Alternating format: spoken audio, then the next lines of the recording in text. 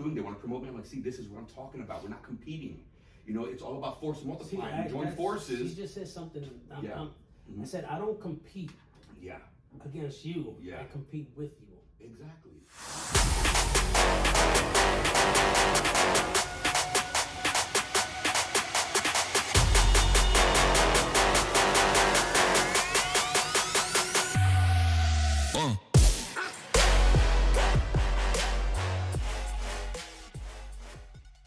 Show it again. We'll do it again. Yep. Bum. Go ahead, grab it really quick. So again, what's up, everybody? Lou Maroto from What's Next podcast. Welcome for tuning in. Again, don't forget to hit the subscribe button, hit the like button, and follow my content. I'm still new at this, but I'm slowly and surely getting better at it. Real quick, I just want to say thank you to SYMPATICO Real Estate, who is really my number one sponsor, has blessed me with the equipment that I have to have this platform, has blessed me with the equipment to be able to have guests on the platform, and especially the location. I mean, look behind me. You got beautiful West Palm Beach behind me. I'm on the top floor, and so I'm blessed. And again, my platform is a it's a platform to allow people to come on and tell their stories, whether they're impactful or whatever nature the story may be. But hopefully, it reaches out somebody that may be needing that little bit of direction in life. So that is the whole purpose of what's next. What's next in your life? What's next this minute, this hour, this month, this day, etc. So again, special guest, have my boy Andre, United States Marine Corps combat veteran, and I'll let Andre introduce himself, and we'll get this show going. Lou, thank you so much for having me. My name is Andre Anthony Rivera. Like most Floridians, I moved here originally from New York. When I was 17 years old, moved down to Miami, and went to high school, went to college, and joined the Marine Corps, enlisted in the Marine Corps from Miami, and came back as a private investigator for 6 years, and now, more recently, decided to move to Palm Beach County. That's where I'm living now. Excuse me. Let's start from. So you grew up in New York, right? Grew up in New York City. Yep. Tell me how did you get from New York to Palm Beach, and tell me your journey along the way. Well, okay, as you know, because I know you're from the same area that I'm from. As you know, New York City in the 70s and 80s was extremely violent and bad. So it was, and for a single mother, 21 years old when she had me, it was like just chasing the good neighborhood, and you never find them. So I grew up like going to 8 different neighborhoods in 3 or 4 different boroughs, 8 different neighborhoods, constantly moving around, just chasing that dream, because it was always every time I moved, it was for a reason. My mother got mugged 3 times on the subway, twice by knife, once by gunpoint. My neighbor in Sunset, Brooklyn was murdered, right in front of me. I think I was 8 years old. I was about 8 years old. With a knife, I remember men kicking down my front door. Like, I remember like some drama growing up in the hood. I grew up in Queensbridge and Jamaica, Queens, and all over. Far Rockaway, Astoria, Jackson Heights, Sunset, Brooklyn. Man, you've really been all over New York City. Yeah, we had a little restaurant on 2nd and St. Mark's in the East Village. But at the end. But anyway, so moving around, you're always trying to get away from the bad neighborhoods. And of course, Florida's like the dream for all New Yorkers. We want to get there to the sun, away from the pollution and all the street ghetto-ness. You know what I mean? Absolutely. And that's what made us come down here. Now, growing up in such a violent era, right? Yeah. You grew up in the 70s, you said? 70s, yeah. So, I mean, we're only 80s, a few years apart. I grew up in the 80s, right? So, we're about the same, I think. What made you, because you are a Marine Corps veteran, what led you into the Marine Corps? A lot of it had to do with, witnessing all that violence. Basically, you see, it's bullying. You see the bigger attacking the weaker. And I saw that my whole life growing up in New York. And I remember, like I mentioned, my mother getting mugged in the subway. I remember feeling feeling safe because there were so many people in New York City. There was always so many people. But then one time I remember in the subway, clearly like it was yesterday, very clear memory, and I must have been 7, 8 years old.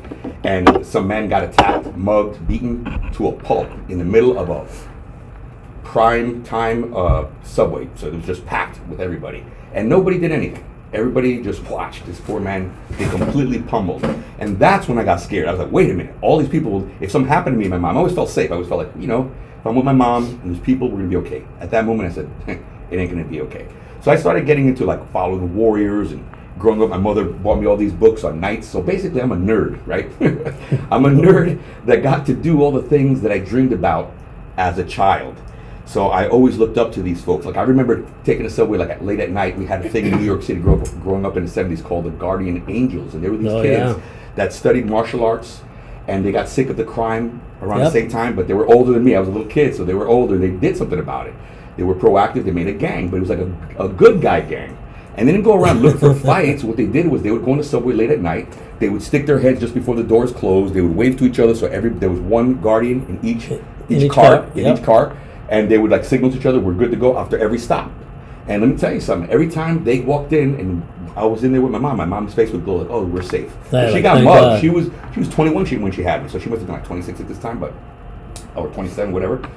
But it was. So those are the kind of guys I looked up to. Now, growing up with a single mother, of course, who raises you when you're a single kid? The kids in the neighborhood, and books and pop culture. So very influenced by pop culture growing up, very influenced by warriors and knights. And I tried to join the Marine Corps. I found out that the Marines were the only ones that got swords. And I was into knights and, chivalry and all of that stuff, King Arthur. And I was like, we're the only ones that get swords. And then you got the uniform. So it was the NCO sword that got you? It was the NCO sword. It was that commercial where the guy comes out and he's like with a sword and he's fighting all these... That was a badass commercial. Badass commercial. It snagged me. It snagged me so good that I actually brought this. Although I could just talk this, I figured I'd bring it because it has... So you can see it too. But this is a letter, right? And it says with Marine Corps... it's got the heading. Letterhead, and it says, Dear Mr. Rivera, we appreciate your interest in the Marine Corps. However, since you are 14, you won't be eligible to be a Marine until you reach 17. But as our way of showing appreciation for your interest, we are enclosing a special Marine memento. I want to give you this advice. The Marine Corps wants you to stay in school and get your diploma. The more education you have, the more valuable you will be to yourself and to the Marines. Then when you have graduated, find out about the special advantages of the Marine Corps offers the technical training, the leadership training, etc., etc. Yeah, it says your favorite recruiter. And so I tried to join the Marine Corps at 14 years old. So I've always wanted to be a Marine. So to answer your question, I've always wanted to be a Marine as far as I can remember. And that's when people say, "Well, you do all these things for veterans. You love veterans because you're a veteran." Well, I wasn't always a veteran, but I always looked up to them. And now I'm honored that they're my peers. I'm privileged to help them. What year did you join? 94. 94. And you got out in 06. 06, okay. And you got out of the rank of a staff sergeant. Staff sergeant. Which is not easy. It takes years to takes a couple years to at least get corporal meritoriously. You might get lucky within the first 2 years, I think. Yeah. I got it in the first 2 years. Again, lucky. Yeah. But I had some great mentors that just come from the drill field. Yeah. And showed me all the all the drill movements. What was your MOS? I forgot. I was 3052. Okay. Supply battalion. Gotcha. So I lost my train of thought. So I joined in 94. I only did 4 years, and I think for me I was like, hey, that it was kind of like the end of Desert Storm, or it seemed like the end. So I wanted to be going into law enforcement. Now that was my thing back then. But going back to you, so you what was your MOS? Well, my MOS originally was 0431, which is Embarkation Specialist or Logistics. Okay, and subsequently you ended up going to different units and... Yeah, so what I did was, I picked 0431 reluctantly because my friends were like, hey, don't just go infantry. I wanted to go infantry. They're like, don't just go infantry because when you get out, how are you going to find a job? What are you going to do? So I used logic. And I tell people now, like my advice, like there was a young man who just joined, who's a friend. One of my friend's sons just joined the Marine Corps, and my advice was do what you want to do. If you want to do infantry, just do it. Don't worry about what you're going to work afterwards. That's thinking way too in advance. Because I never did anything in logistics, so that was bad advice, right? You should that's the sound of freedom. The sound of freedom. So it's like do what you want to do, because then you'll regret it. But I got lucky. So what I did was I went with 0431. Nobody even knew what the hell a 0431 is in the Marine Corps. It's rare. It's like a unicorn. Like, what the hell is that shit? And but I started volunteering for JRTC. JRTC is Joint Readiness Training. You're in the field for 2 to 3 weeks. It sucks. It's raining. It's in Louisiana. So they would always need bodies for that. Nobody would volunteer. So my ass was volunteering every single time for every single one. I was in college. And I would do them back to back to back. Like I was so miserable, I would do 3 of those things in a row, and nobody else would. But I learned the Marine Corps mission for Anglico, for Air Naval Gunfire Liaison Company. I mean, I learned it exceptionally well, to the point where like a new XO came in, new leader, and they're like, hey, put him with our most knowledgeable Marine. Then they find out that I'm logistics. So they're like, hey, we got to send this guy to the school. So they ended up sending me to 08 school. So I went to 0861 Forward Observer School. I learned how to call airstrikes through just OJT training. Never went to the formal course, but I will argue with any JTAC that I'm a JTAC because I did it in real life. I called airstrikes, and they did it in training, and that's another discussion. Real quick, because you say you were with Anglico, one of my best friends that was on the SWAT team here with me, he's I think assistant fire chief nowadays, great dude, last name Taylor. He was with Anglico here. He ended up in reserves doing Anglico on Belvedere. Tall? Yes. Taylor? Yeah, yes. I know Taylor. Rick Taylor. Rick Taylor, yes, absolutely. One of my greatest, biggest friends. He's such a great dude. He is. Yep. So he was in Anglico. He didn't go with us over, but he was very influential up to us going over. I believe just a few years before he checked out. It was pretty cool because I had a couple of years on the SWAT team back when Anglico from here was being sent overseas. Yeah. And we had it was an honor we had these guys come to our training facilities at the county, and we were showing them how to do entries. Dude, that was probably me. Are you there? Hold on. This is funny. This is live action. Was this before like the first push to Iraq, or what year? I'm gonna say this is like 2004. 03. It's got to be 03. In that area. Okay. Because I got put on in 2000. I had a couple years on. And brother, that's crazy. Okay. Rick brought his guys, and we were showing you guys how to do entries. In a building, and we were doing it in our building, upstairs, downstairs, going through. We used, and then we went to like a range. Yeah, we went to the Palm Beach County Sheriff's Office shoot house, and we were showing you guys how to cut the pie. How to get the corners. That was the first time, and that's the crazy part. See, our unit, we're special operations capable because we're airborne, and the reason we're airborne, the reason we jump out of airplanes is so we can join Special Operation Army on missions. If we can't insert like they can insert, if we can't do what they can do, then we can't be with them. But as a Special Operation capable unit, we can. However, you would think that we know how to kick doors down and cut pie. Well, guess what? We didn't. We really didn't practice or train on that until it was time to go to war. And that's when the Palm Beach County Sheriffs brought us in, and that's when we learned CQB for the first time. West Palm Beach. SWAT My team. bad. West Palm Beach. We love Palm Beach County Sheriff's Office, but I have to say it was the West Palm Beach. There might have been some ESCO guys. I don't know, but but we that was have critical. a great relationship. That was critical, and the reason that's critical is for the confidence. It's not even whether we get to use those skills, but when you're in combat, if you just feel familiar. Like if they say, hey, clear that room, and you kind of know how to do it, just having that familiarity is going to build your confidence, and you're going to be able to execute. But when you have no clue, that's when people get killed. Yep. So that's what I'm saying, that the training don't got to be like, oh, we did it for 3 months. Man, if you even just did it a little bit, just so like you feel a little confident, because a lot of this is just confidence. Absolutely. And that really helped us with the confidence, because before that point, we had no idea. See, that's the other thing. Anglico, we trained for 10 years to fight the Russians. We trained to fight a conventional war, and we trained it to be on foot, because we're a reconnaissance element. A lot of people don't know that. Anglico is a reconnaissance element. So we're supposed to snoop and poop, sneak in on foot, and then call in airstrikes. All of a sudden we go to Iraq, and they threw a curveball. They're like, no, you're in Humvees, so everybody knows you're coming, and then you call airstrikes. We're like, oh my, that changed everything. I was watching, I was watching the show with my wife last night about the battle in Fallujah. Okay. And which one? First or second? And what year? I want to say it was like 2004, 2006 maybe. Okay. I was there for both, but not in Fallujah, but I was in Iraq for both. And it was a documentary, and it was showing 2 reporters that voluntarily went over there, to document, that these insurgents were using mosques to My first mission was in a mosque. Prevent from being attacked by the and they killed the battalion commander, and we couldn't do anything about it. That was the first taste of politics. Was our first mission. They ran into a mosque. after killing an army battalion commander who went to the front gate to see his men. You know, like in the movies, that to be a good commander, you go see the lowest guy at the guard gate to be nice and to show that you're a good leader. Right. At 3 in the morning or 2 in the morning, he went out there and then he got blasted. Wow. And then when he got blasted, that was it. The whole province was lit up. We brought tanks in there. We brought everything in there. They ran into a mosque and they escaped. We were there all night. And I forgot the name, but remind me what that tower is called.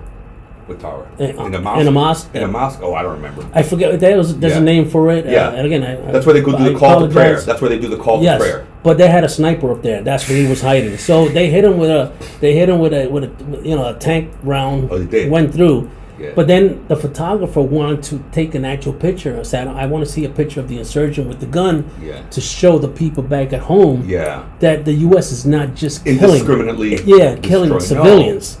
And he wanted to prove that. Yeah. He wanted to go by himself, this journalist. But unfortunately, he was told, hey, you have to go with a squad. So this squad of Marines, about 4 or 5 guys, led him to.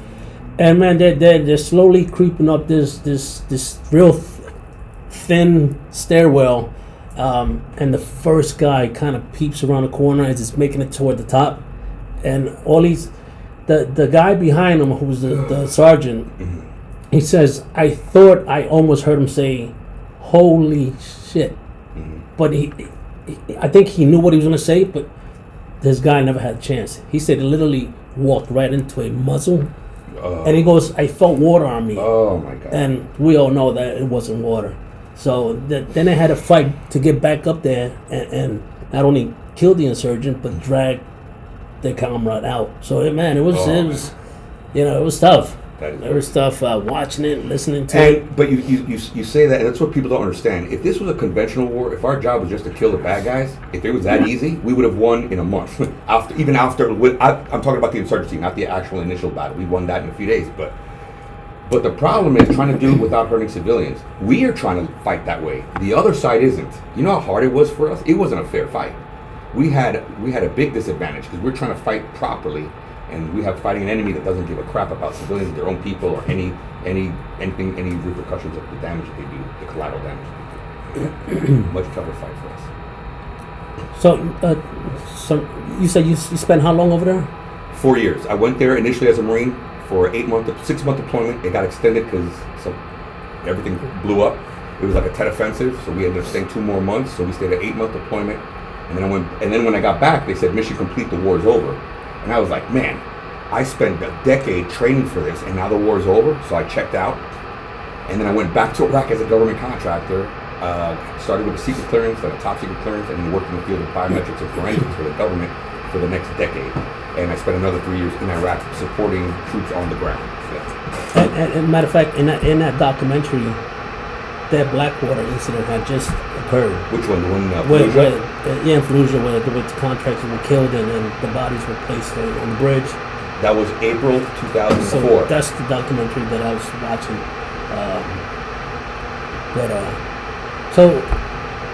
Let's talk about. So now you get out of the Marine Corps. You learn so many different things for a specific job, and now you're re-entering the civilian life.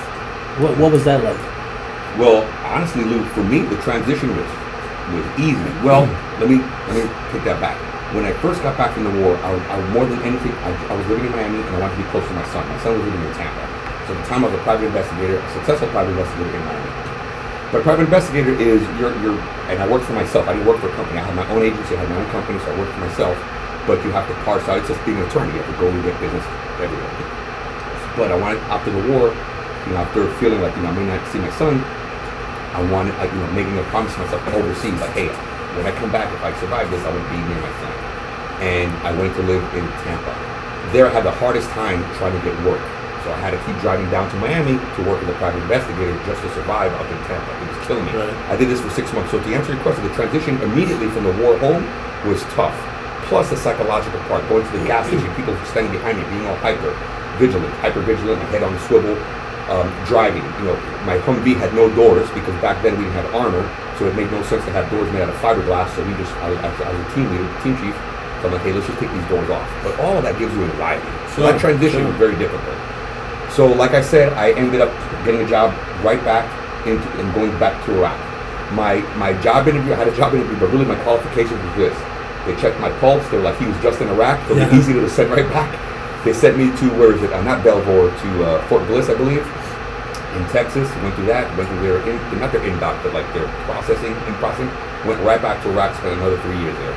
And I went everywhere. Mosul, Karbala, Baghdad. I mean, I was all over Iraq the whole time. Supporting the units with biometric and forensics for entry and for site exploitation. So, for example, after an IED incident, they'll exploit a site, get the fingerprints, collect DNA, and then they can track the folks behind it. And really, they're not after the guys that blew themselves up, they're after the financiers. You follow the money, that's how you attack the network. So, was that a successful yes, absolutely. job? Incredibly. It just seems so difficult in the terrain that you're in to try to gather that type of evidence. It is, but we got really good at it, and that's what our special. And I worked for SOCOM, so they're the best. You know, they go out like even Osama bin Laden, like you killed Osama, but there was so much more to gather afterwards. They had to go out there and gather all those computers, all the hard drives, all the data, and with that data, now what do? Follow on missions. So that's how it works. And you know, as a forward observer, as a JTAC that called airstrikes, you know, I trained for a conventional war, like against Russia. You know, against them, we will destroy them, right? But in an insurgency, when you call close air support, you kill the 3 bad guys and you make 100 enemies because you hurt innocent people that have families and all those family members and everybody join. It's easy to convince them to join an insurgency. Sure. You know. Sure. Yeah. So with biometrics, my point was, with biometrics, my point is you can target the bad guy and leave everybody else alone. Yes. So there's some magic there. Real quick example. For example, in Fallujah, when we first went into Fallujah, you know, the Marines had to do door to door to clear the whole village. But that's hard. You can't do door to door every single day. So what they started doing was they called it the triple Bs: batting, badging, and berming. So they created, like they put security around the Fallujah. They would collect your fingerprints and then give everyone a badge, and then they would know everybody. At first, the folks, the citizens of Fallujah hated this crap. It was like big brother watching them, right? That's what they felt. But in the end, they loved it because they stopped being messed with. The good people that weren't planning bombs, that weren't doing anything wrong, were left alone, and the bad people were targeted and removed. And then villagers from other villages started approaching Fallujah and saying, hey, can you do what you did over there to us? So for an insurgency, biometrics and forensics is a great way to do things. Because remember, at the end of the day, it's not a typical war, and you're not trying to hurt us. It's not a war of attrition. You know, it's an insurgency. So an insurgency it's just a small percentage of the people. It's not the whole population against you. Right. If it was, it'd be easier, to be honest with you. Because they're like, oh, we just got to blow up all those people there? Okay, easy. No, trying to do it surgically, that's the challenge. With biometrics and forensics, you can do that surgically. You know. Good deal. So you get back to the U.S., you do the PI yes. stuff, right? I was having a hard time. I went right back to Iraq. You went back to Iraq. Then I get back, but I was still working for the government. So I'm sorry, because I'm just trying to put back on track. So the transition. So my transition was really good because I stayed with the government. So I never had that weird transition out of the government because I never freaking left. So here I am, 22 years serving the government and the military, and that's what a lot of people understand. Like they see me, they go, "Why is Andre always talking about the military? Like he was just there. He hasn't been in the military for 20 years." Well, because for a decade after the military, I still served the military, and not only I didn't serve the military making folders, or changing toner on computers. I served the military in supporting the war directly. Every day I woke up, we'd have a briefing about Iraq, about Afghanistan, about how our equipment is working, whether it works or not, what the user is giving us, their requirements, and we're capturing those requirements. So all of that is fueling me every single day. I mean, I used to have on my phone, I have CNN, MSNBC, Al Jazeera, BBC. I wanted all the news networks. This adds up, man. This gives you PTSD. Not PTSD, it gives you stress. Because now I'm intaking the war every single day, and I'm really passionate about this. Because I'm not looking at it as a guy working in biometrics. I'm looking at it as a guy that was a team chief for a special operations unit in Iraq, and now my boys, I can't fight anymore, but I can help them. So I would get on there. We'd have bi-weekly Pentagon meetings, and some of the guys hated me because I was really passionate about this. Yeah, but that's what you need, though. You need, if you're gonna do something, you gotta do it 100% because you could be saving lives. Yeah. Well, And that's how I took it. I took it every day like we're saving lives. Now, the disheartening part is that now we go to the end. Oh my God. And now I look back, like we had the 20th anniversary of Iraq. And I feel like everything I did, all that hard work was for nothing. And I know everybody's going to tell me, no, you did it for America. You know what? It feels like a waste of time, because at the end of the day, now I'm looking back, I'm seeing that all these ambassadors and everything that happens when we send people over to other countries, it's not about building peace, it's about money laundering at a high level. Getting these elitists that have they have a salary of $174,000, these senators, they have a salary of $175,000. That's what I had when I was in Iraq. Why is my net worth not $100 million? You know why? Because I'm not corrupt. Because when I was serving the war fighter, I did it with my heart and all my soul and passion. Yeah, but politics. But they're doing wheels and deals, and they're going overseas to make money and launder money by saying that they're getting aid and they're aiding these countries. Where's that money? You know, we could use it more. So yeah. So now my perspective is very different. And let me tell you, this is more recently. This is since like 2018, since the whole Trump era. Right. Opened my eyes to what's going on with these crooked politicians on both sides, mostly Democrats, but both sides. Make no mistake. Who are these guys in black outfits jumping down? They're over here, freaking. We're being raided right now. They're stacked outside. You don't got a camera there? Red team go! Red team go! You're gonna hear a couple of flashbangs, and there's gonna be about 10 guys in black suits. But it's the truth. No, it's unfortunate. It's unfortunate, but that's where I'm at. Like I almost joined the Republican Party recently, and they called me, and I just talked to them on the phone because they call you, and I was like, well, you know, I told them my qualms about joining the Republican Party. What can you? They didn't assure me anything. They just need bodies. I'm like, man, you guys are just as bad as the other side. Like I don't want nothing to do either of you guys. Here's a card. Yeah, I'm a libertarian at heart. You know, I go vote Republican so I can vote in the primaries, so I can vote before the primaries and everything and get my guy in there. But in my heart, a libertarian. I believe you being law enforcement. I believe in gambling. I never gamble. I can't gamble because if I lose $2, I get pissed off. Yeah, so I play the lottery. I just played the lottery and I had buyer's remorse. $4 for 2 tickets. I was like, oh man. So I don't gamble, but I believe it is your right. How could anyone tell you can't gamble or not gamble? Who cares? That is a vice. So I'm all for vices. I've never played for sex, but I'm all for that because I think there's some people that need that. And that's an outlet. Maybe we'll have less rapists. I don't know the studies behind all that. But I believe at heart that we should have the freedoms to do whatever we want until it affects someone else's freedom. My freedom ends when your freedom begins. Meaning, like I could run around my house naked if you can't see me, but I can't run in front of the front yard. You know? But yeah, when you're talking about that right now, I mean, I was watching the news the other day, which I don't do much because I hate the politics. But we have to be a little bit aware of what's going on, right? Yeah. And it seems like nowadays you can fight for almost anything, and you're gonna get some kind of support group behind you, whether it's good or not. That's another story. It's getting ridiculous. Yeah. I think it is getting a little bit out of hand for certain topics. Yeah. And I'll leave it at that. Certain topics. But anyways, continuing, Andre. So all right, PI. And then private investigator. Yep. And tell me. I know you have some farms training. You were farms instructor. Tell me just a little bit about that. Okay, farms instructor. In 1997, I remember it because October '97 I went because that was when my biological son was born, and it was like they told me, hey, you might miss the birth of your son, or you can go to Quantico and become a firearms instructor. 8531, which is the only thing I've been wishing for ever since I got a marksmanship. Still in the military, right? Huh? Still in the military. Yeah, in the Marine Corps. And then so I ended up going to Quantico, and I became a 8531, and I loved it.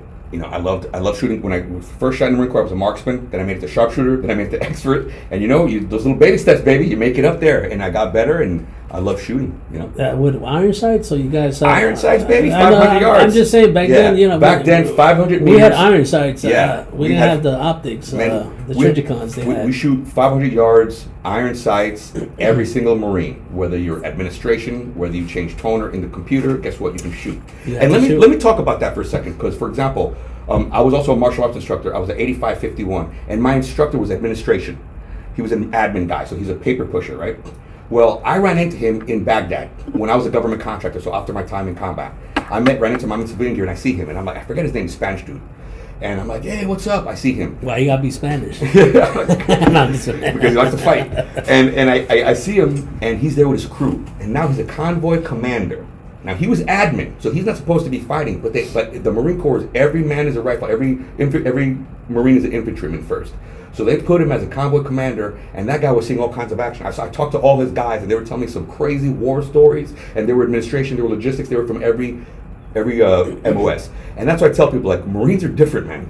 You know, and I'm sure they have that in the other branches too. I'm sure they pulled guys from other stuff, but Marines is just common to do that. So you gotta. So when people say, "Hey, I was admin," or I was this, I go, "If you're in Iraq, who knows what you were doing?" You know, you gotta stop and pause for a second. Don't assume, because I know infantry guys didn't see as much as this guy did. You know. When you were saying that about Marines that can do, your basic rifleman. Yeah. When in that documentary that I was watching, it was different documentary. It was a Delta Force guy. Okay. Right, and we're talking about, he was having a podcast, and he was talking about his first combat experience, and he spoke about it, and it was very interesting. And then the other guy was a Marine, and he was asking him, "Tell me about the Marines," because Fallujah, I wasn't there. Fallujah was apparently surrounded by Marines, right? And he goes, "Tell me about the Marines. How would you describe them?" Bro, and this guy, like, you can almost see, like, the tears in his eyes, and he had a big old scar over here. You could tell he had been wounded in combat. And he pretty much said, like, these guys, 18, 19 years old, that would do anything that their platoon leader or commander would tell them to do, put them in some really bad situations.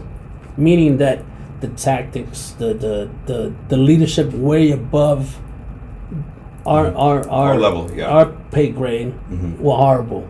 Yeah. So pretty much like, hey, we're gonna take casualties, but that's just part of being a military soldier or being in the military. And I was like that was a fucked up. That is a very challenging place to be put, because you're especially as a leader, you're placed in, well, you got to follow orders. Like I had a gunny tell me, like, Marine, he sat there and cursed me out. I forgot what I did. I did all kind of shit. he was chewing me out. Gunny Cruz, Skeletor, and he's like, excuse me, what do Marines do, Corporal? What do Marines do? I'm like, fucking, we kill? No. What do Marines do? I'm like, we fight. We paint rocks. I don't know. Paint rocks. We get our ass chewed. Stay off the grass. and then he's like, Marines follow orders. Marines follow orders. Marines follow orders. I was like, all right, Gunny, all right, I'll just follow your orders. Like, just follow my orders.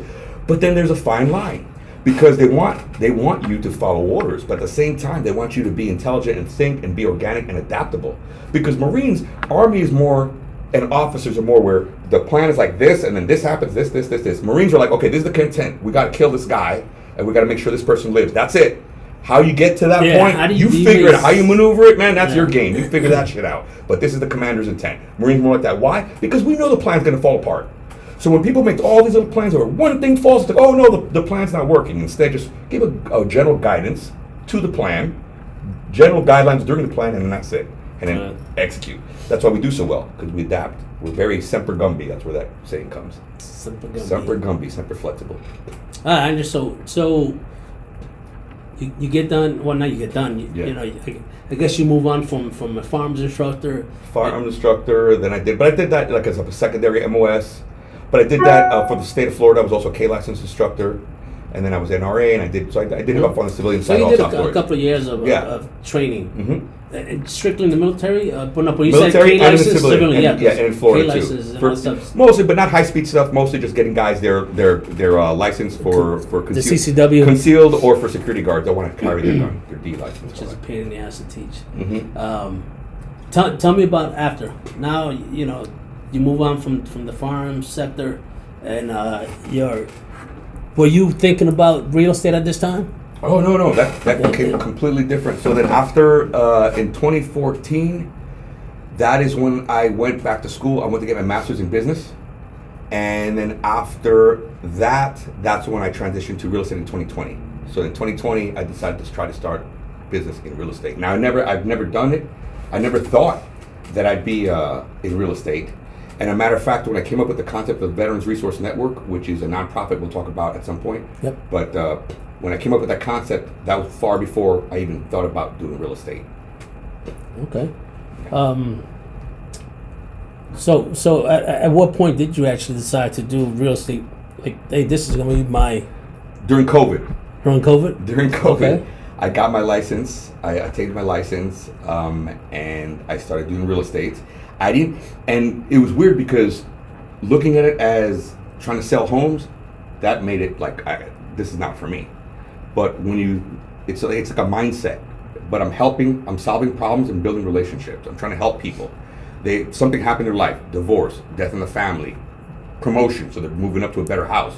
Maybe their kids moved, they got a smaller house. It's almost like you got to be a therapist too. So it's more than just, you're not selling a car or selling shoes. You're like a friend. You're learning. You got to learn some personal, not all personal things, but some the basic personal things, the basic family dynamics, how many kids they have, their dogs or cats, and you got to find a place where they're going to be happy. So there's a lot. When you look at that, I was like, whoa, what? So now I'm looking at the requirements, because when I worked for the government for 10 years, I worked in requirements. We would build a device that collects fingerprints. Well, I got to capture the requirements. Well, now it's the same thing, but now I'm doing it for people. Well, what do you have? How many dogs do you have? You have kids? Well, we got to pick the schools. What grade are they in? Okay, so we can't put them in this city. We've got to put them in this city because there's a better school. Yeah, there's there. a lot of. There's a lot. So now a lot of things to check off. Yeah, and then like, am I really selling a house? Because really, when you're talking about those requirements, well, this house has this type of roof, that house has that type of roof, or whatever. But the most important thing for that family is their kid's school. So the middle school is the deal breaker. So who cares about that? So I'm not selling the house. I'm selling the whole problem solving.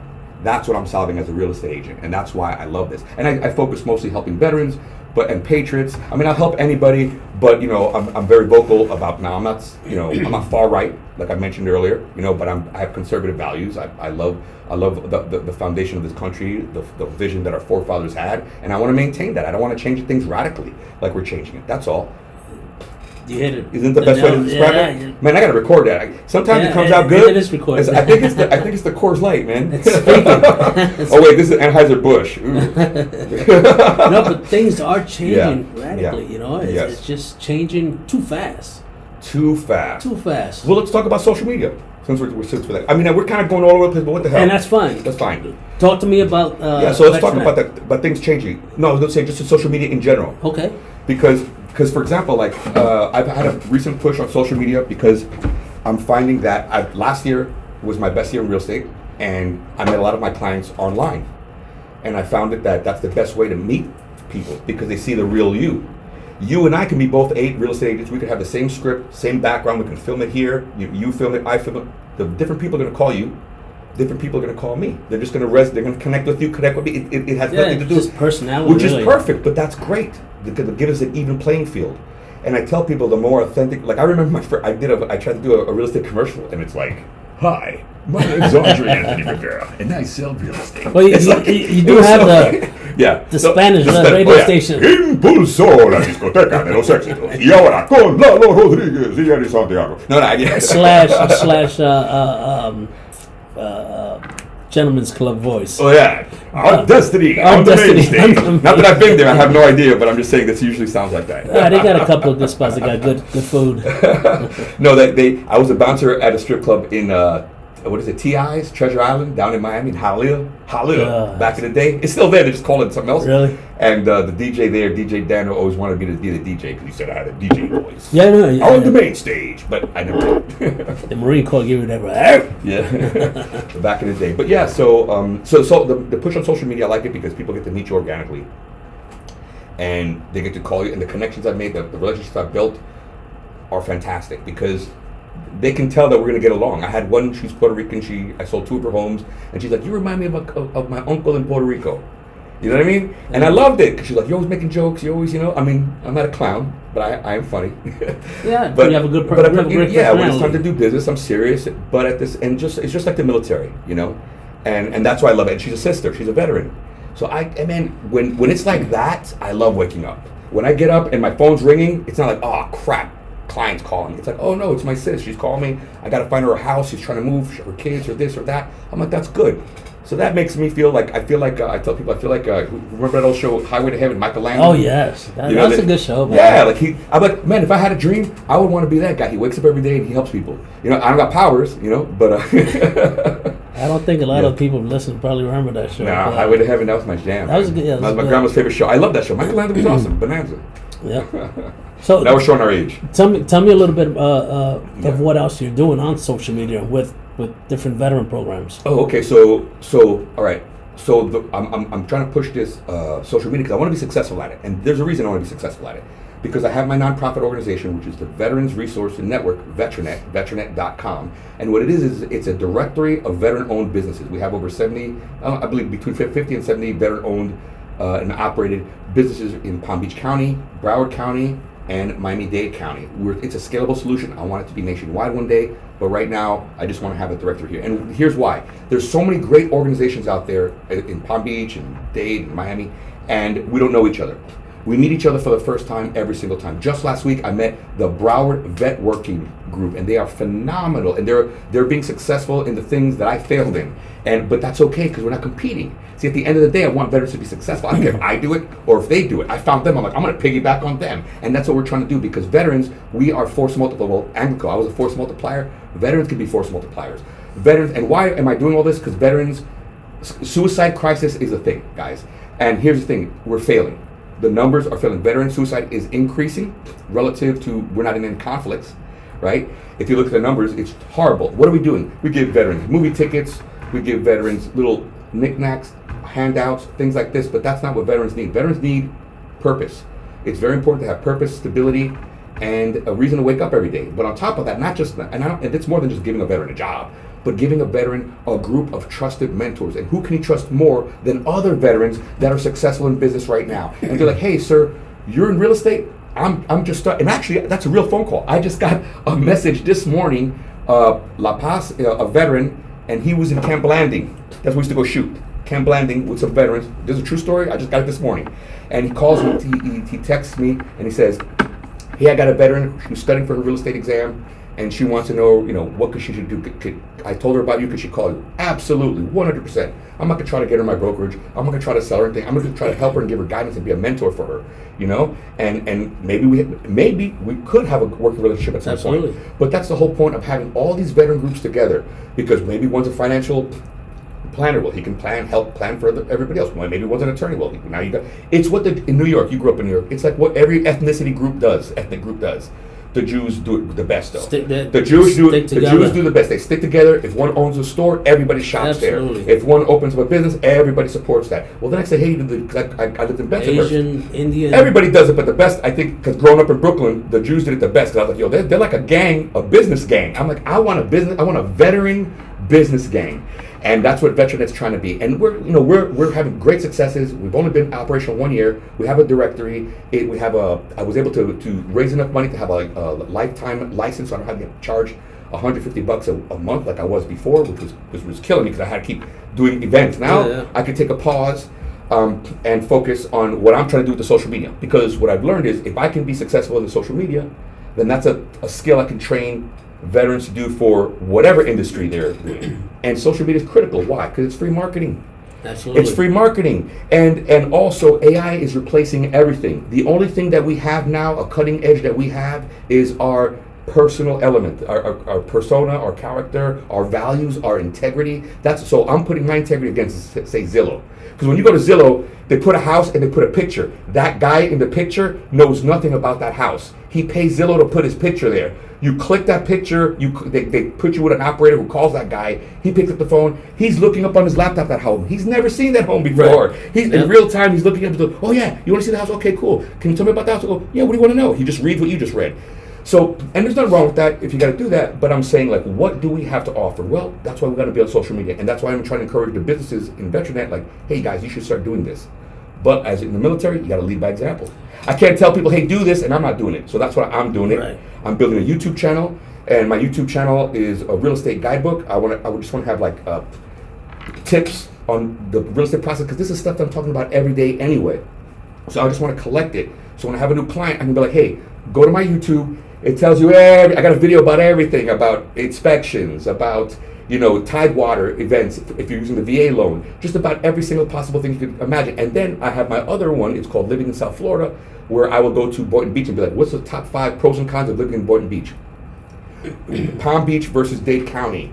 What are the top 5 places, the top 5 beaches in South Florida? All these type of things for people moving from out of state to South Florida that want to find out about South Florida. They can go to my YouTube and find out about that. But the point is, what I'm doing for real estate, you can do for firearms, you can do for drones, you can do for pest control, for any business that you have. You can do the same concept and tailor it to your specific industry. and personalize it, because then people are going to reach out to you and they can tell if you have integrity. They can tell just by looking at you. Not just by the YouTube, but then they have a meeting with you, because that's the way I set it up. YouTube first, social media, then they'll meet me on Calendly. I'll set up a Zoom meeting. We see each other on Zoom, then we see each other in person. It's like dating. What did you say before? You just have to get up and do it. Yeah, and you just got to get up and date. Now tell me if I'm a veteran and I wanted to sign up and be a part of Veteran. How do I do it? Just go to veteran.com and fill out the application. It's free. There's no angles. This is just brothers helping brothers, and all I'm trying to do is build a directory so we can all find each other. And if you have a nonprofit, absolutely, I'm here to promote other nonprofits. It's not.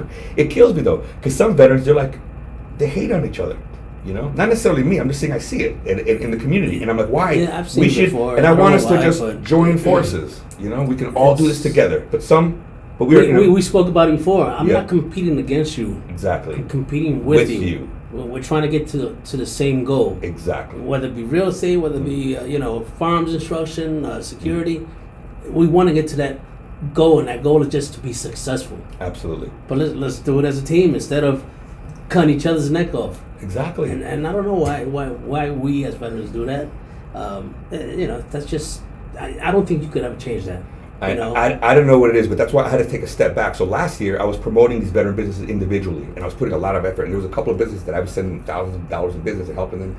But at the end, man, it didn't work out well, because I was finding that it was like me putting so much of my own effort to help these other veterans. Stressing the hell out of you. It was stressing the hell out of me, and I was burning myself out. And so then I'm trying to find a way that I can still help them.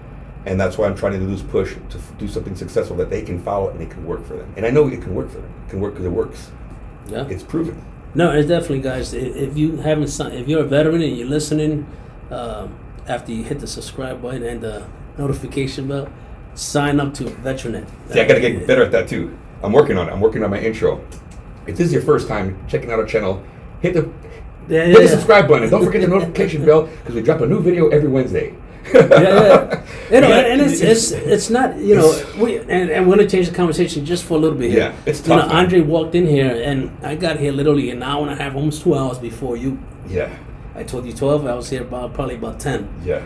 And oh man. And it's hard. And then you had all the vents closed. It's hot here. Yeah, we feel like we're in a sweatbox right now.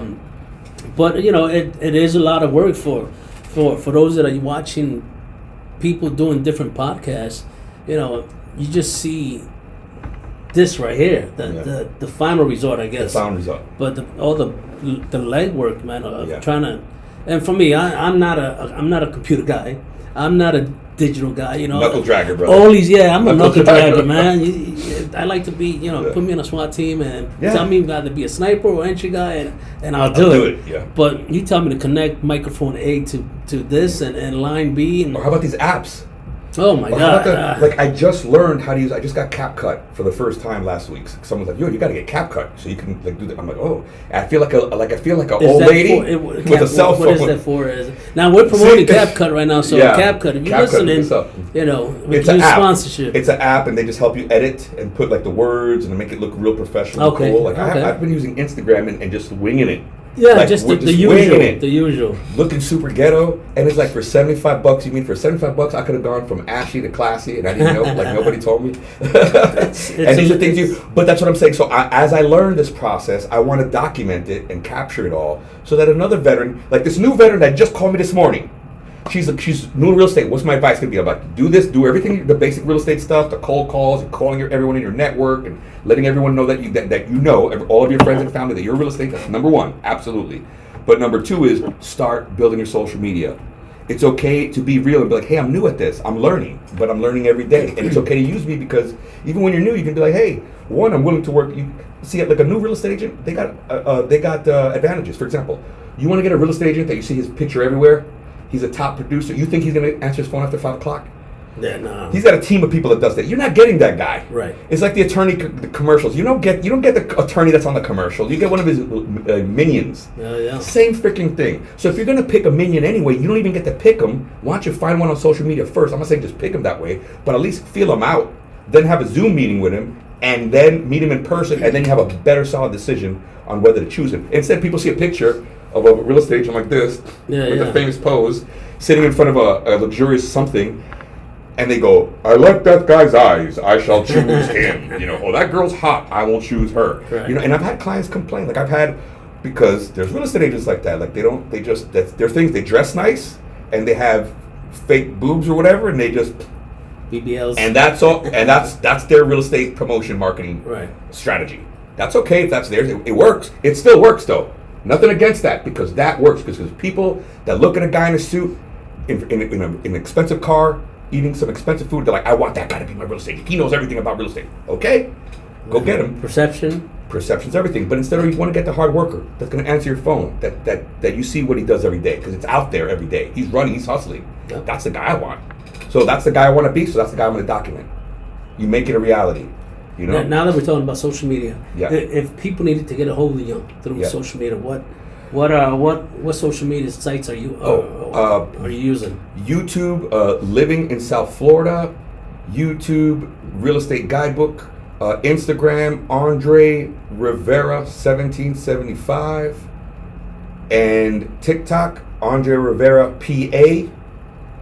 Facebook, Andre Anthony Rivera at gmail.com, which is also my email, and then my phone number that's popping up right here, because you're going to edit it badass, 305-542-0006. I want to ask you to send me all that stuff. Because the hardest part is yet to come, is the editing. Editing, I know. But don't you pay? Once you pay an editor, go to Fiverr and find an editor. Yeah, but why pay an editor when I can try to learn this myself? Because I do enjoy what I'm doing, and why give people money when I can do it myself? I just have to learn. I'm gonna get an editor. Now, if it's something way out of my scope, yeah, real estate, whatever, yeah, engineering, then you pay them people to make you a floor plan or whatever. But slowly but surely, it's coming along. I was out of the game for a little bit because of some health issues. Slowly trying to get back into it. It's fun. I love it because I get to hear other people's stories. I did it for a while, but we were kind of staying with another friend of mine, and nothing wrong about that. But we were just kind of staying on one topic, and I wanted to kind of talk about other stuff. I wanted to listen to guys like you. I wanted to listen to the guy from the bottom of the totem pole to the top of the totem pole, and tell me any impactful stories that you had and how it could affect somebody. Could it possibly change your life? So that's why we're here, and I'm glad you came. And we're doing good on time. We're doing really great on time. So, is there anything else that you would like to expand about, whether it be real estate or whether it be more with the veterans? Veterans Resource Network? Veterans Resource Network. I think with Veterans Resource Network, I said everything because my vision was a lot broader and bigger, and I wanted to do a lot more, but so are things when you start off. You're like, hey, but then when you do it, it's a proof of concept you see. And let's talk about that, because, see, the reason I pulled back a little bit and put in too much effort of my own time one-on-one was because I said, I'm finding that veterans, I want to be able to give veterans a hand up, not a handout. Veterans need to build their own purpose too. Because veterans, I believe we've been spoiled a lot, where we're used to just sitting back and getting things, collecting, yeah. and veterans need to start stepping up and going halfway. And there's tons of veterans like that. Don't make no mistake. I'm not saying that. A lot of it. No, I'm just saying that those are the veterans I want to target. I want to target the go-getters, the ones that want to work, the ones that are damaged. They need help, but through other sources. Because it's really tough. They gotta be able to meet halfway, and that's why I'm trying to do the social media, because that's one way I can help them. Guiding them, showing them what I'm doing, maybe helping them start a business, that sort of thing. But I just can't do it for them. And talking about veterans, as we all know, some have been in tougher situations than others. But you can see a guy that has been in some really tough situations that's still a go-getter and has been able to deal with whatever he or she saw overseas, and it's not letting them impact their normal life. And then there's other people that maybe haven't done as much, kind of cry wolf sometimes. Yeah. Do you agree with me on that, or do you know what I'm saying? Yes, absolutely, and I think it's also because the word veteran, and no, I mean, were you in Iraq? Did you deploy? No, I went to Saudi Arabia. But you saw actually here as a Palm Beach officer. So, but this is a perfect example because I'll be real with you and I'll bring it up. So the term veteran, I believe the term veteran, and this is going to be very controversial, but the term veteran has been diluted. Okay, when I grew up in the 70s and 80s, when you run into someone that was in the Army, he'd be like, "Oh, I was in the Army." He wouldn't say I'm a veteran. He would never say, like a guy in the 80s that didn't fight in the war, he'd be like, I served in the Army. But now, the term veteran is used for everyone. And that's okay, we're being inclusive. But then what happens, like, for example, I was with Sabo the other day. There was a 20-year anniversary of the war in Iraq. Sabo has a Purple Heart, I have a Bronze Star with Valor. We're sitting there in the audience and we see all these veterans come up to get awards. Some of those people never even went to Iraq or a war. Right. And when I asked them, where'd you deploy? They're like, oh, I deployed to Okinawa. I'm like, unless it was 1940-something, deployed to Okinawa. You were stationed in Okinawa. You weren't deployed to Okinawa. Right. So it's like that sort of thing. And then I see people like go up to someone and they're like, thank you for your service. And that veteran's like, it's okay. And it turns out that guy was changing toner in the freaking computer for 4 years. Now, there's nothing wrong with that. I'm not putting anything down. Remember, I was in embarkation, and I believe everyone's integral, and no one's better. And of all combat veterans, I probably saw less than a lot of combat veterans that were Fallujah. So I'm not saying it. I'm not measuring things. Not at all. Right. If you signed up to be in the military, you have my respect because you don't control whether you get deployed to war or not. That is out of your hands. But we're different. That's all I'm saying. We're different. We call you veteran, but we're different. Yeah, some would put in different situations. There's difference. I saw things and smells that you haven't. We're different. We need different help. But yet, when we go to the VA to get support, we're on the same line. It don't matter. I'll have, like, for example, it took me almost 20 years to get my 100%. I know people that were in the Marines or in the military for a year or two. Someone who had an abortion, she got it 100% because of PTSD because of that. Like, I hear all kinds of crazy shit like that. Guy that got hurt in boot camp, now he's 100%. So I'm like, wait a minute. I'm a combat veteran. I had 6 MOSs. I got a Bronze Star with V.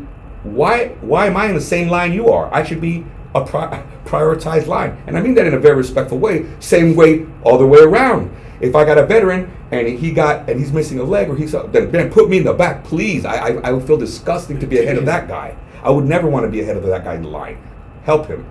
So those are the kind of things I'm talking about. Like the word veteran, I wish they didn't do that. I wish we still had that respect. That veteran meant someone that was at war and came back then versus, because it does dilute it. It does dilute it, and then we don't get recognized. And then if you speak up, now I'm a jerk. Oh, he thinks he's a combat hero. I do not at all, whatsoever. And I do not think I'm better than anybody. But we're different. My problems are different. I don't go to the VA for mental health now because, I saw a video the other day on social media. This veteran was crying. He looked like he's on the edge of suicide. He's like, my counselor just canceled on me. Now I got to find a new counselor, and now I got to relive everything that I went through. And so do I. My post-trauma is not from like what most people would think. It's from collateral damage. It's from seeing what I saw and smelling what I smelled after the fact. Not bad guys. I could care less about bad guys. But it's collateral damage. And collateral damage is a fancy way of saying women and children or elderly or people that weren't supposed to be there, that got killed because of your decisions anyway. Whether you wanted that to happen or not. Those are the things I have that the trauma and the stress that I run into, and that makes me different. It doesn't make me better. Hell no, trust me, I would change in a second. I would trade with anybody. I don't want to have this. I don't want to have this. But you can't all call us veterans. We're not all, they call us all veterans, but we're different. We're different. I'm a little different. I'm not, like I said, I'm not better, but I'm different. What are we doing? A driver's license? You put veteran, but combat veteran? Different. No, I'm that's just not saying, a joke. That's just a military, a veteran. But within, I guess, not outwardly. I don't need I have no tattoos. I don't need a stamp. I just mean within the system, within like the VA system, they should prioritize and say, okay, this guy, let's help this guy because he really needs it. I totally agree with that. That's fair. Yeah, that's right. And then, like, when me and Sable went to this thing, and I'm looking at Sable. Sable got a Purple Heart. He got blasted. I know his team leader got a V. And that's the thing. When you meet a veteran, and Travis. What a great guy. I love Travis. So Travis, Sable, we miss you. Sable, shout out to you. He's all right. No, Travis. We love Sable. I love Sable. He's my best friend. But when you meet Sable, he got a Purple Heart. And then you meet his leader, and he got a bronze with V, which you have to understand is, so Sable got a bronze. See, people don't understand that. They don't get it. Because that's the leader. He didn't do it by himself. He did it with the help of his men, just like me. I got a bronze, but it wasn't just me; it was my team. Right. And that's why when I wear it proudly. But it's not me. It's not like, oh, look what I got. I did it. If I did that, I'm a jackass. I'm proud of the fact that my whole team came together to make that happen. So Sabo lived through that experience, whatever experience that Travis went through to get a bronze with me. That's what Sabo did too. So here we are, us two, looking. We've seen guys that are like getting awards for things that we're like, man, they just don't get it. They diluted veteran.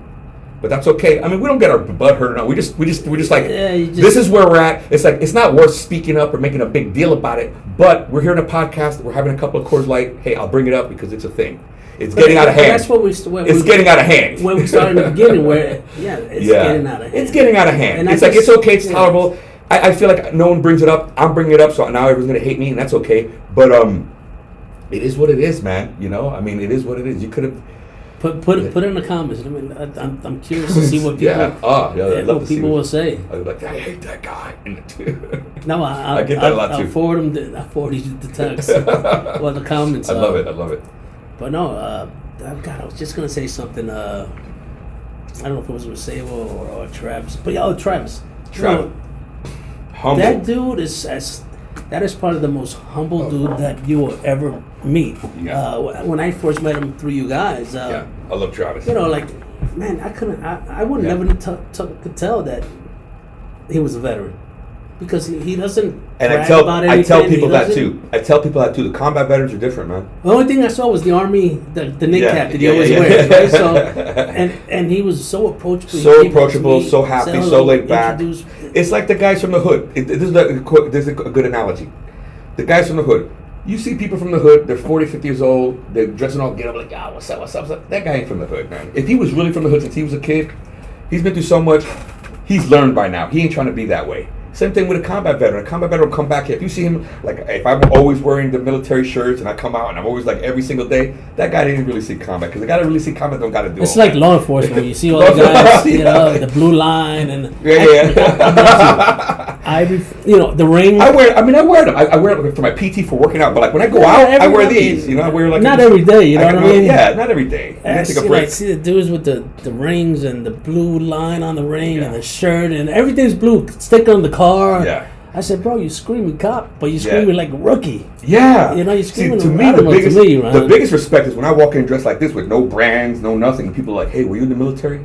They can tell by your walk. And then the second question, they're like, you in the military? What branch? I go, what branch do you think? They're like, Marines. I'm like, yep. Yeah. I never say Marines. I'm like, what branch? If they don't know, usually they go Marines. I'm like, yep, Marines. Like, I knew it. I'm like, yeah. Thank you. I'm like, thank you. I still got it. But that's why I'm getting old though. I guess to keep PTing every day. Oh God, it's not getting any easier. That's for sure. Not with injuries, brother. I got to get surgery this year. So. What do you get? Left shoulder. Yeah. You had the rotator. It's gone. I was doing 20 dead hang pull-ups last year, and I was telling someone this because it made me feel so good. I'm doing 20 dead hang at 51 years old. I'm like an 18-year-old Marine, and then they told me, that's probably what jacked up your shoulder. They're like, you know what? Now that I think about it, it goes. I'm pretty sure that's all. You're sitting there trying to bicycle up like these. Yeah, because I watch social media. I'm like, I could do that. No, I can't do that. Let me see one of them bottles you have over there, and I'll show you kind of. There you go. The curls that I do. Oh wait, let me show. Oh yeah, that's the curls you do. Hey, I wanted to bring this. I forgot to show this, so I don't know if you can see this, but here you can confirm by looking at it. It's the heading. Afghanistan. So. I never showed this to folks, but I used to have a top secret clearance with the government, but I no longer do, and I'm never getting my top secret clearance back. And I don't work for the government, so I really don't care anymore.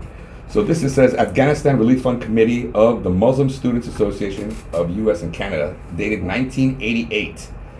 I would like to admire you for your courage and awareness and trying to learn more regarding your interest to join the Mujahideen in Afghanistan and fight alongside with them against the aggressors of the Red Army. So this is a letter in 1988. Before I joined the Marine Corps, I wanted to join the Mujahideen in Afghanistan, but not to fight Americans.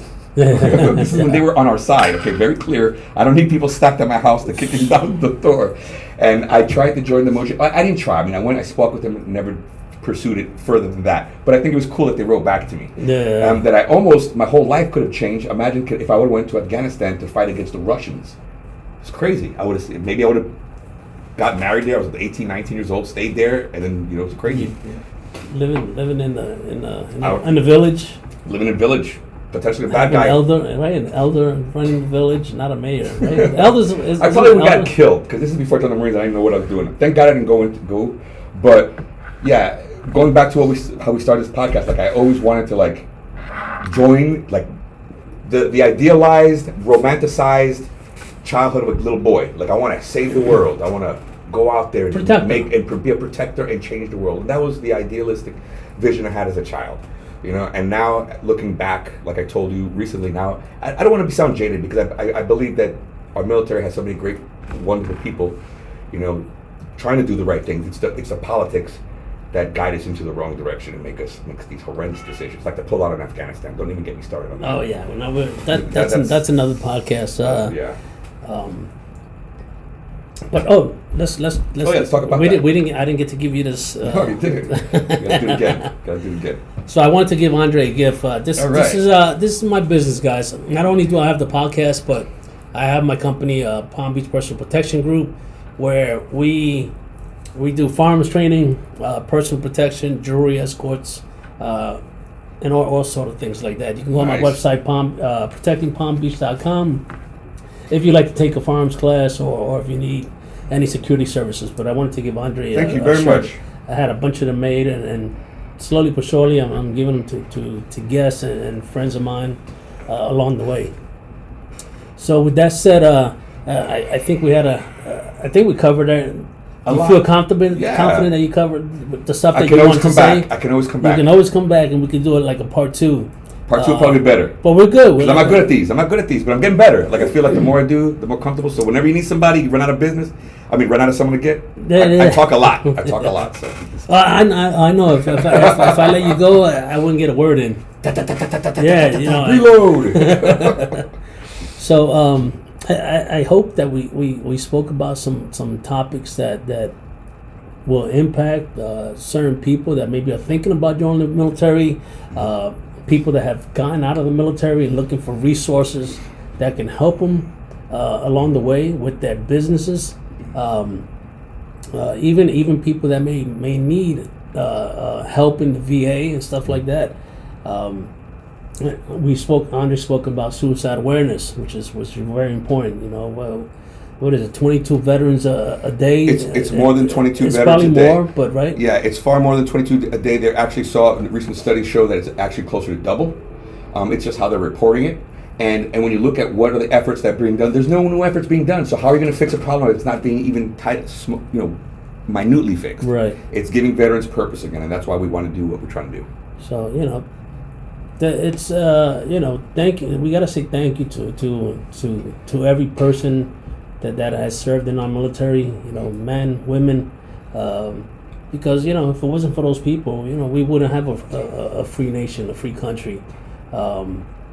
So thank you to everybody that has served and that continue to serve, especially right now. It's a difficult, challenging time to serve right now. It is. God bless them. And more importantly, thank you to the families where their sons, their daughters gave the ultimate sacrifice. We just passed Memorial Day weekend. And everybody uses that as a day of hamburgers and hot dogs, but right, I think more people are understanding like, hey, that's the day of remembering people, the fallen. And I tell people, I go, it's remembering the fallen. That's what that day is for. Right. It's not a happy Memorial Day. I actually got into a fight. I lost a friend, veteran.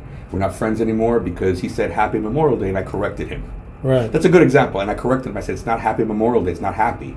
It's let's remember our fallen. That's all. You can now, having a party and barbecue, that's great. Sure. Because you're celebrating life. And if they were alive, they would want you to do that. So I'm not saying don't celebrate and have a good day, but just remember what it's all about. It's not a Happy Memorial Day. It's not a holiday. It's a day to remember the fallen and their sacrifice. Absolutely. 100%. So, I think we covered everything. Thank you again to everybody that's listening. Remember, it's What's Next podcast. You can find us on YouTube. You can find me on Facebook also at What's Next. What's Next with Lou Maroto. You can find me on Instagram at PBP Protection. Okay. I do mix a little bit of my business stuff with my personal life because I want to keep myself genuine. You know, Exactly. I don't need to fluff anything, make anything prettier than what it is. You know, And we're not perfect. I'm not perfect, so I show you both sides so you can see that I'm a genuine person, and I'm Lou. That's it. And those that know me, you know. That's right. I'm good. De corazón. But again, please subscribe. You know, follow us. Put some comments down. Put some stuff that you may want to hear. You know, maybe some people that you might want to listen to. You know, anyone that's listening and wants to be a guest, give me a shout. My phone number is 561-308-9653. Again, my website is protectingpalmbeach.com. All of my information is on there. So I hope you guys enjoyed today's show. Again, this is episode number 12, and I will try to put this out, edit it, hopefully by the beginning of next week. And I'll put all of Andre's information on the links below. Okay? So thank you again, Andre, for coming and being part of the show. Privilege. Thank Thank you very guys. much. Everybody have a great weekend. Thank you. Be safe.